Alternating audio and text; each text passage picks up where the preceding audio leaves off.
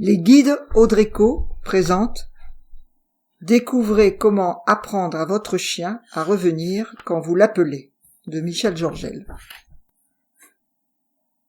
Le rappel, bien maîtrisé, un passage incontournable. Un chien normal. Il y a un point au sujet duquel il est tout à fait important que nous soyons d'accord. Le normal d'un chien de compagnie, c'est d'évoluer en liberté et non d'être en permanence ou attaché ou enfermé. La laisse ne peut se justifier que dans des espaces mal sécurisés pour un chien, par exemple les rues des villes ou la proximité de routes avec des voitures, mais partout ailleurs, le chien doit pouvoir être détaché. Or, que faut-il pour qu'un chien puisse vivre en notre compagnie en complète liberté ?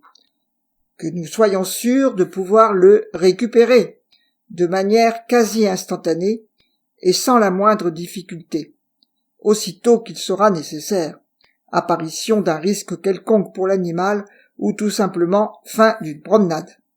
C'est ce que l'on nomme le rappel.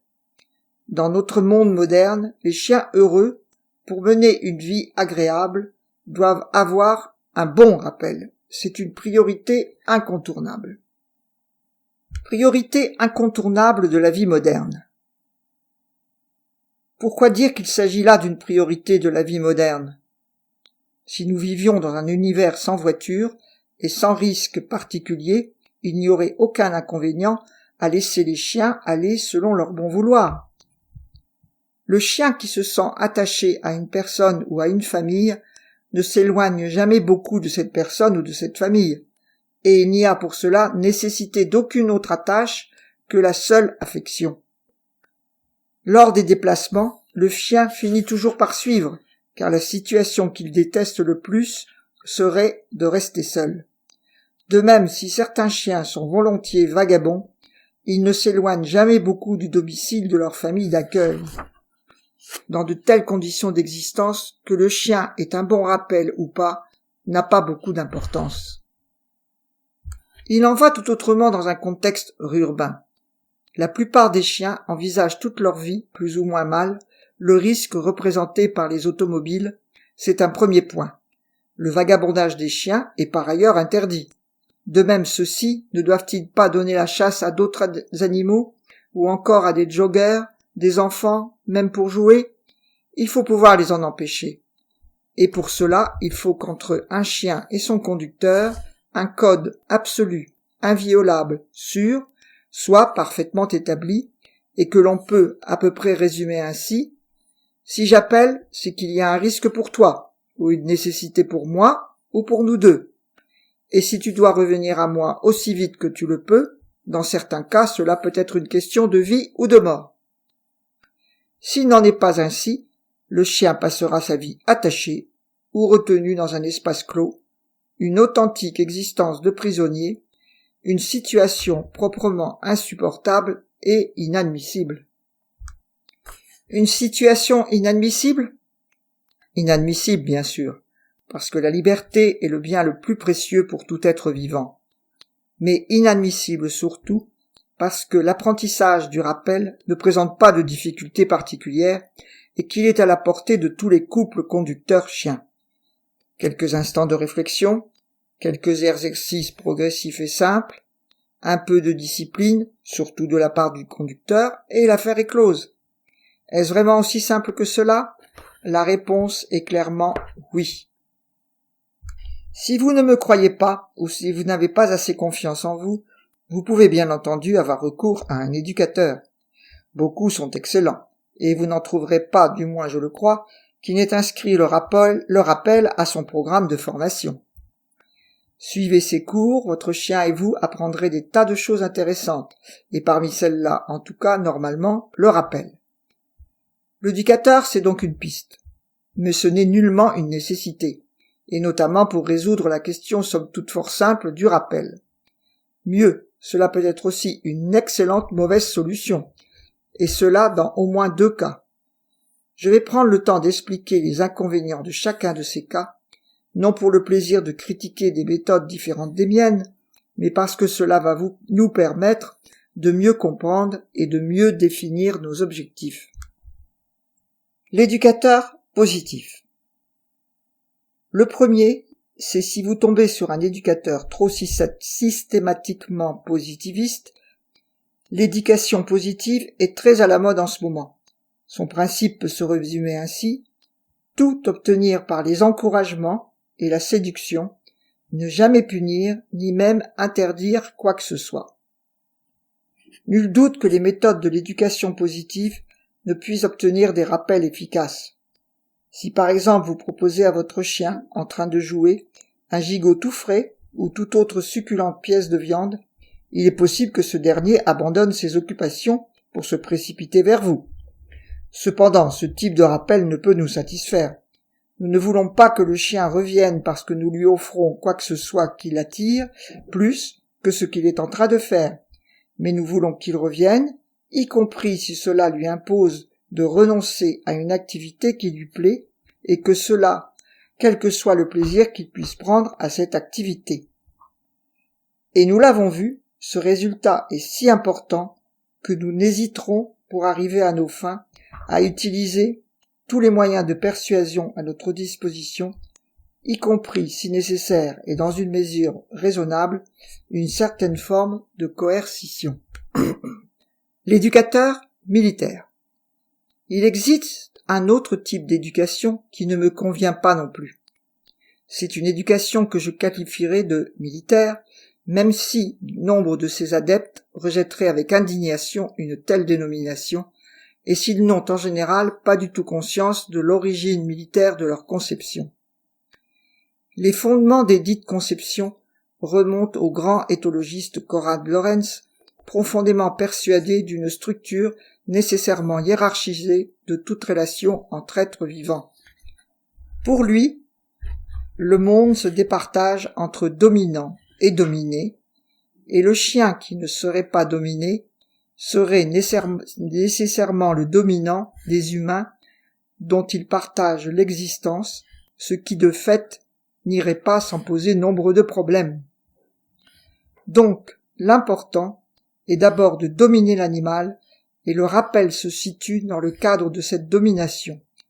Le chien doit revenir quand on l'appelle, parce qu'il en a reçu l'ordre, et qu'un ordre, c'est un ordre, un point, c'est tout. Ni l'un ni l'autre. Nombreuses sont les personnes, dont moi, à estimer que toutes ces théories sont surtout de vieilles lunes, et qu'à l'éducation positive, il faut préférer une éducation équilibrée, et que la notion de hiérarchie systématiquement appliquée au monde animal ne repose sur rien. Et c'est une fort bonne chose, notamment dans le cas du chien. Bien sûr, si vous avez une âme d'adjudant-chef, un chien soumis aux ordres, sorte d'esclavage déguisé, cela vous convient très bien. Mais force est de constater que les adjudants-chefs ne sont pas si nombreux que cela, et que la plupart d'entre nous ne voulons pas d'un animal esclave, mais d'un animal partenaire.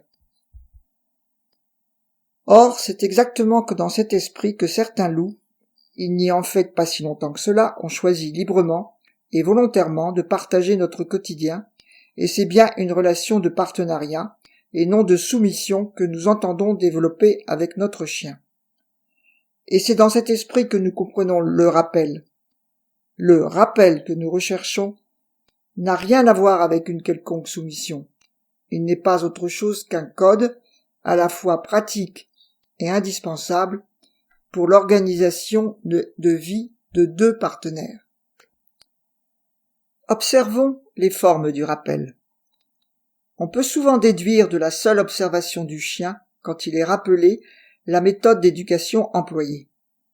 Dans les cadres de la méthode positive, l'animal qui revient vers son conducteur le fait joyeusement, le fouet porté haut et souvent frétillant.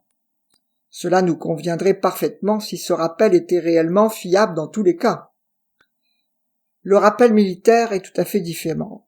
L'animal revient, la tête plutôt basse, le fouet à l'horizontale, voire en dessous de l'horizontale. Un enthousiasme joyeux fait nettement défaut, et si l'obéissance est en effet parfaite, on voit bien qu'il s'agit d'obéissance et non d'une action partagée et volontaire. Ce rappel paraît plus sûr et plus fiable que le précédent, mais son aspect contraint ne me convient pas non plus.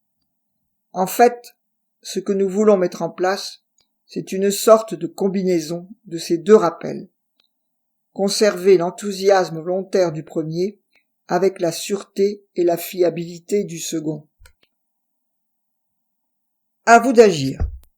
Or, vous allez le voir en lisant ce qui suit, pour un tel résultat, vous pouvez certes vous faire aider, mais ce n'est en rien nécessaire et vous pouvez tout aussi bien vous débrouiller tout seul. De toute façon, dans l'un et l'autre cas, ce sera finalement à vous d'agir avec votre chien et l'essentiel du chemin ne peut être parcouru que par vous. Quelques notions de base relativement simples, une progression d'exercices à suivre avec une certaine rigueur, et très rapidement, les codes seront établis entre votre chien et vous de manière durable, agréable et efficace. Encore une fois, avec ou sans éducateur, ce sera dans tous les cas à vous de jouer. Principes généraux. Le chien en liberté. Revenons sur le comportement du chien qui n'aurait reçu aucune forme d'éducation au rappel. Supposons, pour simplifier, qu'il s'agisse de votre chien. Vous partez vous promener avec lui, dans un lieu calme, isolé, et loin de tout risque présenté par les automobiles. Bien. Maintenant, retirez-lui sa laisse. Vous ne voulez pas? Vous avez peur de le perdre? Qu'il prenne une fuite définitive? À condition que toutefois il ait commencé d'éprouver envers vous une certaine forme d'attachement, vous n'avez pourtant strictement rien à craindre. Détaché, le chien ivre de joie va sans doute commencer par se livrer à quelques galops furieux, plus ou moins désordonnés. La seule chose qu'il ne faudrait pas faire, c'est vouloir le rattraper à ce moment, par exemple en courant derrière lui. Il prendra cela pour un jeu dont il est prêt à s'amuser follement, un jeu dont je vous laisse deviner quel sera l'éternel perdant. Bien qu'il soit très difficile de s'en persuader, c'est exactement le contraire qu'il faut faire. Non seulement il ne faut pas aller vers le chien, mais il faut de préférence prendre une direction opposée. Très vite, ce dernier va se sentir seul et craindre de vous perdre. Ces galops enthousiastes ne vont pas prendre fin, mais ils s'orienteront dans la direction que vous aurez choisie. Le plus vraisemblable est qu'il voudra alors vous précéder. Faites alors demi-tour. Vous aurez la surprise de voir votre compagnon faire rapidement demi-tour lui aussi.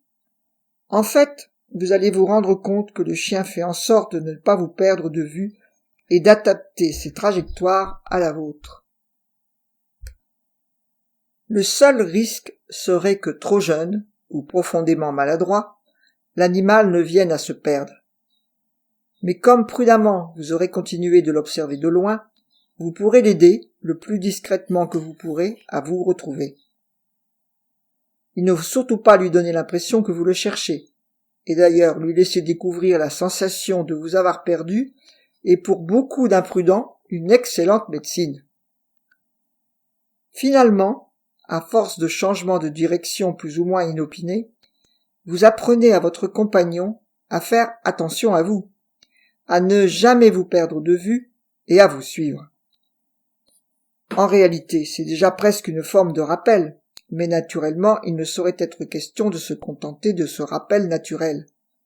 Pour une vie commune agréable, il ne suffit pas que le chien vous accompagne, il faut que la première indication, il revienne suffisamment près de vous pour que très facilement, vous puissiez par exemple lui remettre sa laisse. Et votre promenade de changement de direction ne sera d'aucune utilité pour cela. La difficulté du rappel. La difficulté du rappel, on l'a compris, est que, lorsqu'il vaque à ses diverses occupations, le chien n'a aucune raison d'avoir envie de revenir à nous, quand nous le souhaitons.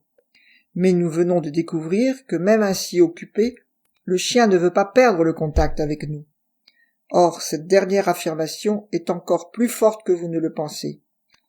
Supposons par exemple que d'une façon ou d'une autre le chien soit retenu par une tierce personne, par une attache quelconque, par une clôture ou ce que vous voudrez.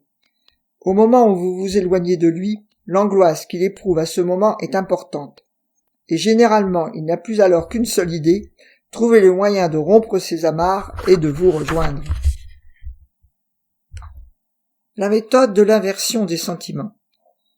Eh bien, c'est cette tendance quasi naturelle de tous les chiens que nous allons mettre à notre profit pour créer le réflexe, car il s'agira bien finalement d'un réflexe, d'un rappel irrésistible.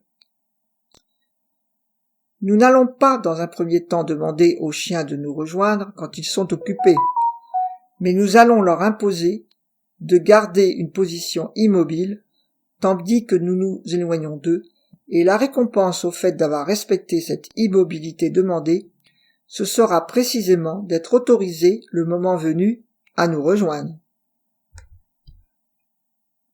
Il s'agit bien d'une inversion des sentiments.